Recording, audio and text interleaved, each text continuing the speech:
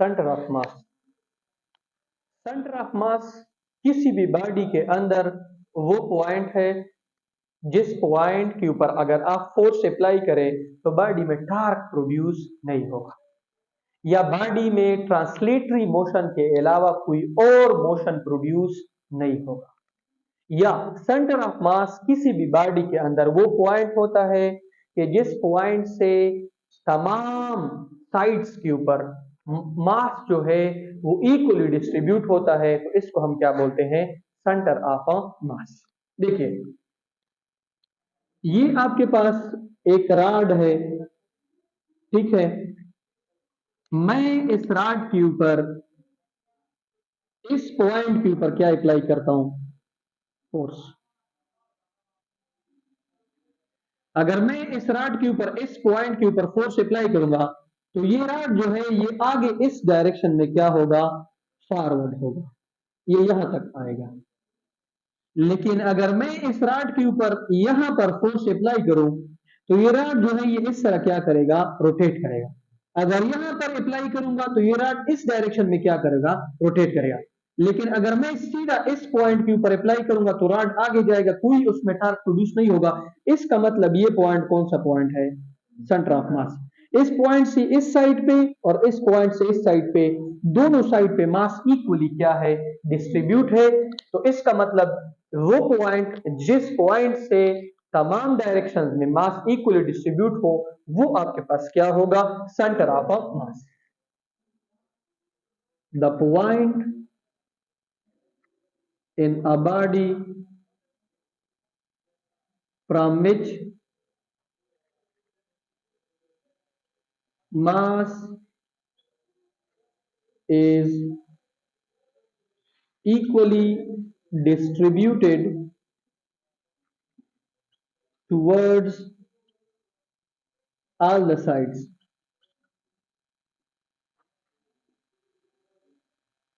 किसी भी बॉडी के अंदर ऐसा पॉइंट जिस पॉइंट से तमाम साइड्स पे मास इक्वली डिस्ट्रीब्यूट हो, उसको हम क्या बोलते हैं?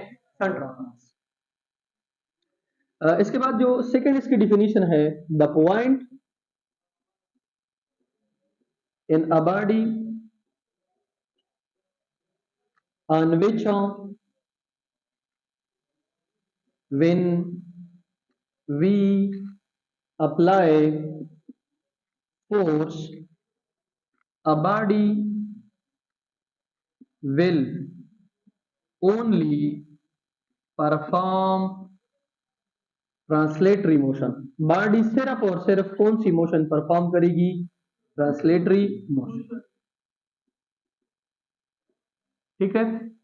अच्छा, अब इसमें आपको इस तरह के क्वेश्चन आएंगे कि अगर एक बॉडी जो है उसमें मास दोनों साइड पे इक्वली डिस्ट्रीब्यूट नहीं है तो फिर सेंटर ऑफ मास कहां पर होगा? देखिए, आपको दो डंबल दिए गए हैं, एक साइड पे मास जो है वो 3 kg का है और एक साइड पे मास जो है वो 1 kg का है, और आपसे अभी पूछा गया है कि इसका सेंटर ऑफ मास किस साइड पर होगा या कहां पर होगा। तो आप याद रखें, इसका सेंटर ऑफ मास 3 के ज्यादा करीब होगा। क्यों? क्योंकि यहाँ पे आपके पास मास क्या है? ज्यादा है। तो ज्यादा मास जो है आपने सेंटर ऑफ मास हमेशा उसकी तरफ लेना है, क्योंकि यहाँ पे मास कम है तो यहाँ पे डिस्ट्रीब्यूशन जो है वो कम होगी। अगर मैं यहाँ से करूं तो यहाँ से यहाँ पे कोई एक पॉइंट ले लूं तो यहाँ से मास जो है वो इक्वली डिस्ट्रीब्यूट होगा, तो ये आपके पास क्या होगा? सेंटर ऑफ मास, ठीक है।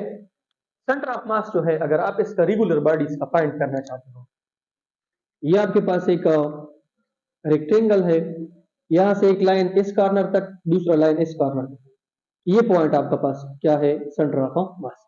सर्कल ले लो, सर्कल में ये आपके पास सेंटर ऑफ मास। ट्राइंगल ले लो, ट्राइंगल में ये आपके पास क्या है? सेंटर ऑफ मास, ठीक है। अगर आप स्क्वायर ले लो तो स्क्वायर में ये आपके पास क्या है? Centre of mass. अगर आपको कोई एक इर्रेगुलर शेप बॉडी दे दे और फिर आपको कहे कि आप इसका सेंटर ऑफ मास फाइंड करें, तो आपने इसके लिए एक टेक्निक यूज करनी है जिसको हम प्लम लाइन बोलते हैं। क्या बोलते हैं? Plum line.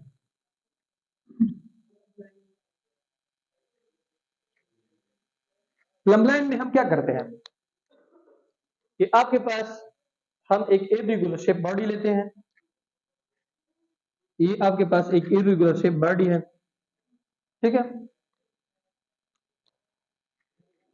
इसमें हम यहाँ पे एक स्ट्रिंग लेते हैं, एक रस्सी, और उसके साथ एक मास अटैच करते हैं।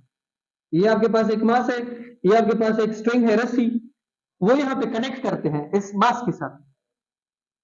फिर जब इसको हम छोड़ते हैं, ये जब रेस्ट में आती है, तो फिर एक जो आपके पास मीटर रॉड होता है, इसके जरिए यहाँ पे एक लाइन खींचते हैं, फिर इसको दूसरी साइड के ऊपर लेके जाते हैं, फिर जब वहां पे रेस्ट में आती है तो फिर एक लाइन खींचते हैं, फिर तीसरे पे फिर एक लाइन खींचते हैं, फिर चौथे पे फिर एक लाइन खींचते हैं, तो फिर ये जो सारे लाइंस जहां पे आपस में इंटरसेक्ट होते हैं, वो उसका क्या होता है, सेंटर ऑफ मास, ठीक है। सेंटर ऑफ मास बॉडी का जो है उसका हाइट के साथ या उसको इधर उधर लेके जाने से सेंटर ऑफ मास में कोई चेंजेस नहीं आते। अगर मैं इसका सेंटर ऑफ मास फाइंड करना चाहता हूं, देखिए ये आपके पास क्या है, इसका सेंटर ऑफ मास है। इससे इस साइड पर और इससे इस साइड पे, दोनों साइड पे मास जो है वो इक्वली डिस्ट्रीब्यूट है। इसी वजह से मैं ये कह सकता हूँ ये इसका क्या है, सेंटर ऑफ मास है। ह्यूमन बॉडी के बारे में बहुत सारे स्टूडेंट सवाल करते हैं ह्यूमन बॉडी का सेंटर ऑफ मास क्या है, तो वो हम जो बॉडी की नाभि है उसको हम सेंटर ऑफ मास लेते हैं, लेकिन ये आपके एग्जैक्टली आप नहीं कह सकते कि ये इसका क्या है, सेंटर ऑफ मास है। ये एक ऐसा पॉइंट हो सकता है जिससे हमारे दोनों साइड पे जो मास हो इक्वली डिस्ट्रीब्यूट हो।